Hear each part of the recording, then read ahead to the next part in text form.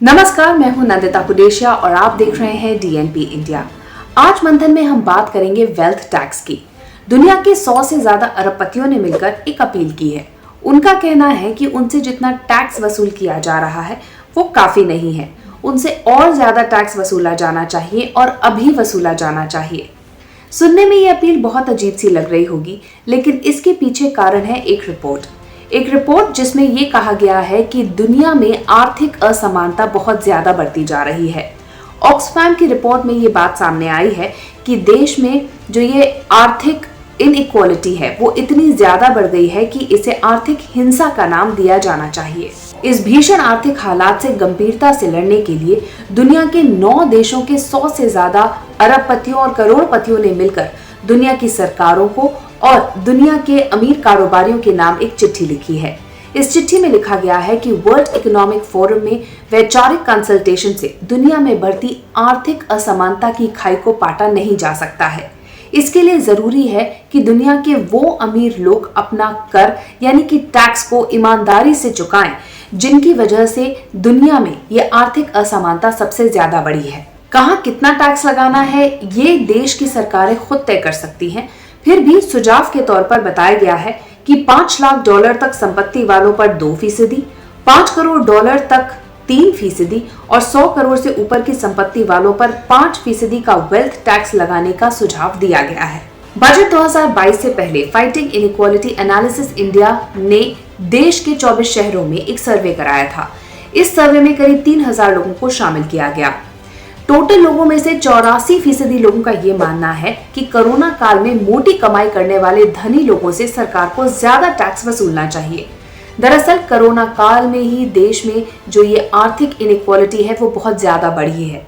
ऐसे में लोगों का ये मानना है कि आम लोगों से पेट्रोल, गैस और डीजल के ज्यादा दाम वसूलने के बजाय सरकारों को देश के अमीर लोगों से ज्यादा टैक्स वसूलना चाहिए और इन पैसों का इस्तेमाल देश में स्वास्थ्य, शिक्षा और गरीबी दूर करने के लिए करना चाहिए। FIA की रिपोर्ट के मुताबिक 37.52 करोड़ रुपए से ज्यादा की संपत्ति वाले 2%, 375 करोड़ रुपए से ज्यादा की संपत्ति वाले लोग 3% और 7500 करोड़ से ज्यादा संपत्ति वालों से 5% वेल्थ टैक्स वसूला जाना चाहिए। अगर ऐसा होता है तो इससे देश में 5,85,000 करोड़ रुपए की कमाई सालाना होगी। इतने पैसे में बहुत कुछ किया जा सकता है। इसमें अमीर और गरीबों के बीच में जो खाई है उसको कम करने में भी मदद मिल सकती है। साथ ही देश के हेल्थ बजट में 271% की वृद्धि हो सकती है। केंद्र सरकार जब कुल संपत्ति पर टैक्स वसूलती है तो इसे वेल्थ टैक्स कहा जाता है। 2015 तक अगर किसी व्यक्ति के पास 30 लाख तक की संपत्ति थी तो उसे 1% का टैक्स देना होता था। लेकिन 2016 के अपने बजट भाषण में तत्कालीन वित्त मंत्री अरुण जेटली ने कहा था कि वेल्थ टैक्स से सरकारी खजाने में सिर्फ 1008 करोड़ रुपए ही आते हैं, इसीलिए इसे बंद कर देना चाहिए। इसी तरह देश में जब अपनी आय से ज्यादा कमाई करने वालों से टैक्स वसूला जाता है तो इसे सुपर रिच टैक्स कहा जाता है। 2019 में कुछ विदेशी इन्वेस्टर्स से सुपर रिच टैक्स वसूलने के कुछ दिन बाद ही सरकार ने इसे खत्म कर दिया था। दुनिया के जिन देशों में सबसे ज्यादा वेल्थ टैक्स वसूला जाता है उसमें पुर्तगाल सबसे ऊपर नंबर पर है। पहले नंबर पर पुर्तगाल 61.3% टैक्स वसूलता है। दूसरे नंबर पर स्लोवेनिया है जो कि 61.1% टैक्स वसूलता है। इसी तरह कमाई पर टैक्स वसूलने में जापान सबसे आगे है। जापान में कमाई करने वालों पर टैक्स स्लैब सबसे ज्यादा 55% है। साउथ कोरिया में 50%, फ्रांस में 45%, यूके में 40% और अमेरिका में भी 40% टैक्स वसूला जाता है। इन देशों में हेल्थ और एजुकेशन फ्री होने की वजह से लोगों का इस पर खर्च न के बराबर होता है।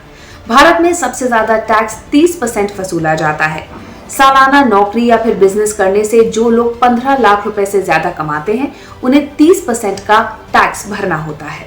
अगर प्रस्तावित वेल्थ टैक्स वसूला जाता है तो हर साल इतनी रकम इकट्ठा हो जाएगी कि सभी को मुफ्त में टीका लगाया जा सकेगा, सभी को स्वास्थ्य सुविधाएं दी जा सकेंगी। साथ ही कम और मध्य इनकम वाले देशों में 3.6 अरब लोगों को सामाजिक सुरक्षा मुहैया कराई जा सकेगी। हमारे देश के हालात भी कुछ अलग नहीं है।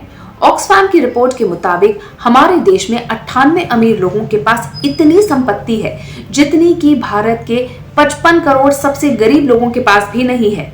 इन्हीं 98 लोगों पर अगर 4% का अतिरिक्त टैक्स लगाया जाता है तो इतनी राशि इकट्ठा हो जाएगी कि देश में अगले 17 साल तक मिड डे मील स्कीम आराम से चल सकेगी और उसे किसी और अतिरिक्त मदद की जरूरत नहीं होगी।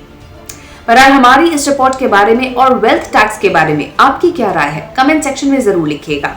साथ ही अब तक अगर आपने हमारा चैनल सब्सक्राइब नहीं किया तो जल्द ही से सब्सक्राइब, लाइक और शेयर कीजिए। नमस्कार।